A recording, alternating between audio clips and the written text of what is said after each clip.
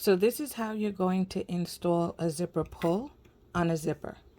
So the first thing you want to do is grab your zipper, cut it evenly across, and then take a look. What you will see is you will have one of your zipper teeth higher than the other.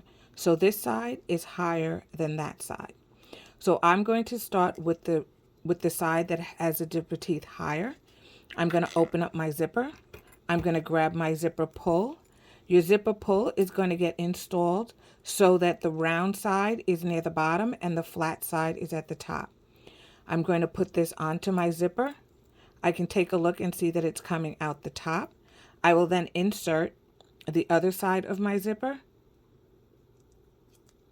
When you take a look once again down the top, they should look about even.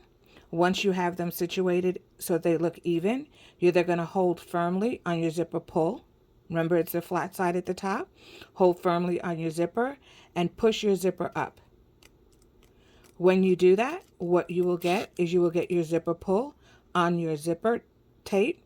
And what you will also see is my zipper on the right is once again higher than my zipper teeth on the left. And that's how you install a zipper pull on a zipper tape.